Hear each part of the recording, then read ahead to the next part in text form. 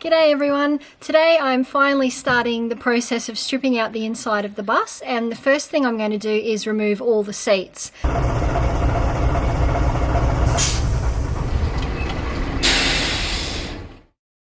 The seats are actually just bolted to the floor and hopefully they won't be too hard to get off, but the bus is 15 years old, so I'm not sure if any of those screws are going to be rusty or, probably have dirt caked around them and so on. They may have seized up a bit.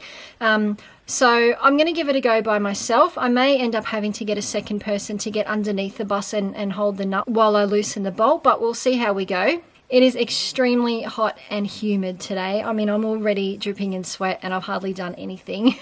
So I'm not sure how much I'll be able to get done, but I'm going to make a start anyway and see how we go. So you can see where the seats are bolted in through the floor here. Looks like a 12mm socket is the right size.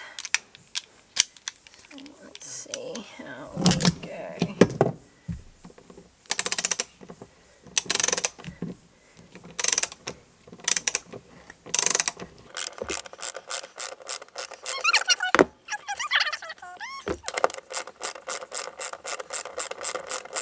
So it looks like this one's coming up okay. That's a promising start.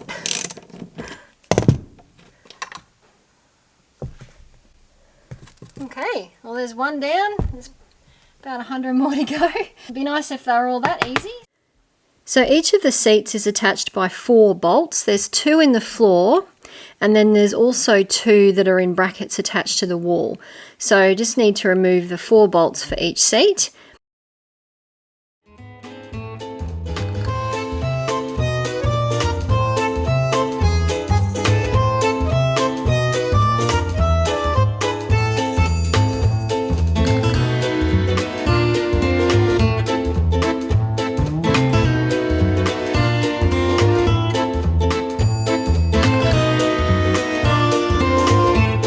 Well, it's hard work because it's so hot and I'm just dripping in sweat doing this, but it's actually a lot easier to get the bolts out than I was expecting. There's no actual nut on them underneath, it seems. They're just tapped in, and most of them are in pretty good condition like this, so virtually no rust, which means that they're coming out quite easily, which is nice.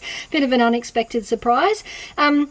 So I've managed to get all the single seats out down along the passenger side, and now I'm going to start doing the double seats on the driver's side. I don't think I'm going to be able to carry them out of the bus myself, so I might just undo them all and get someone to help me get them out of the bus, but making good progress. Probably going to lose a few kilos in sweat doing this, but so far it's worth it.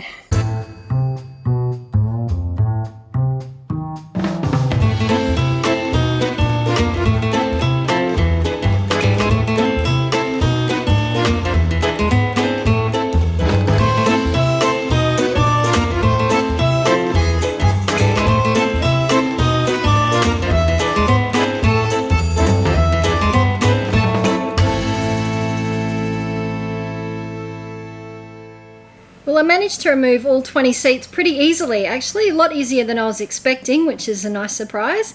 So I'll show you what it looks like now without all the seats in it. The 2 black things you can see sticking out of the floor are floor heaters, which I'm going to have to remove. But yeah, you can see the space that I'm going to have to work with.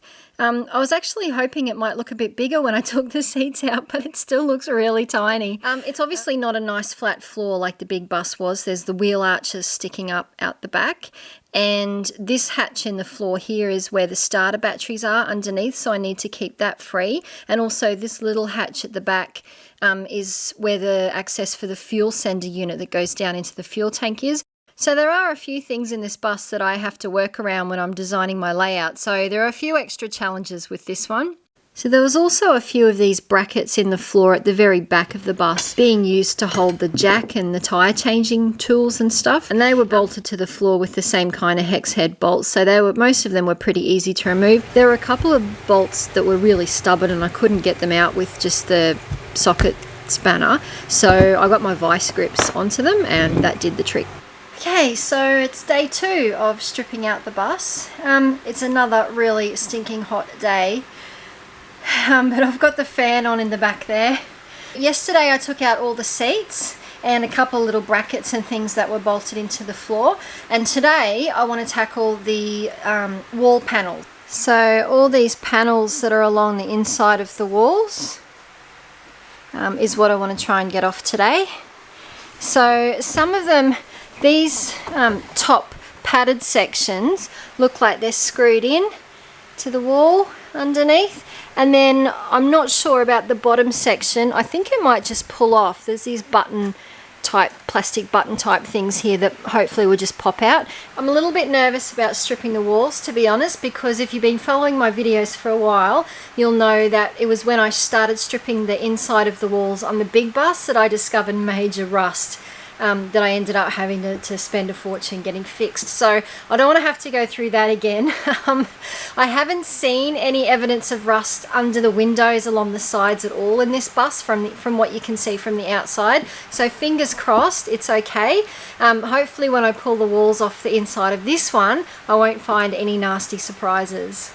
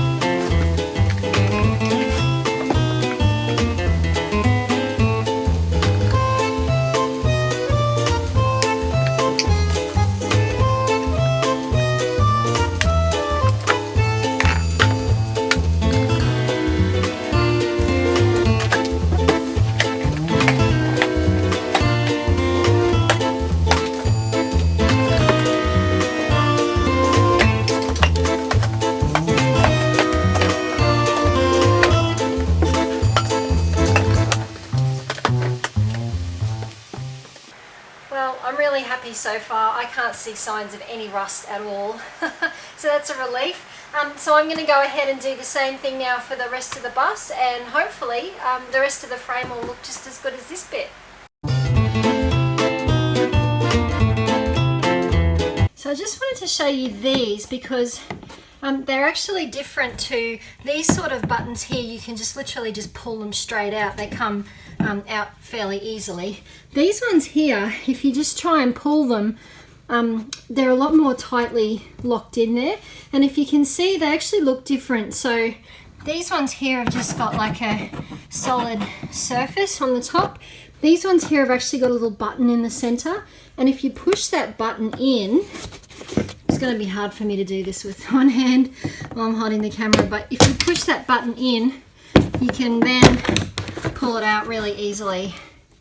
So there's another one down here, I'll just show you. See, it doesn't want to pull out as it is there, but if I push that center bit in, it just pops straight out. This is the sort of stuff you find when you start stripping a school bus. Look at this. Lolly wrappers shoved down in the wall panels. On you kids. But I have to say, I mean, apart from 15 years of dirt and dust and cobwebs and lolly wrappers, this frame actually looks really good. There's a few little spots of rust, like there's a bit there, a little bit here, but it's mostly just surface rust, and most of it actually has nothing at all, which I'm really happy about. Yeah, especially at the back here, because apparently the rear, these rear windows and the tail lights in this back corner are common places for a coaster to leak. And I haven't obviously ripped up the floor here yet, but it doesn't look like there's any rust around the frame here, which is a really good sign. So yeah, I'm really happy with that. And it's the same on this side as well.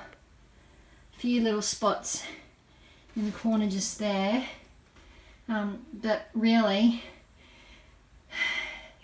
it looks very good. So I'm very happy about that. Oh, the things you find when you're stripping out a school bus. Seems one little bright spark decided to jam his plastic ruler in under the cover of the fuse box. On you kids.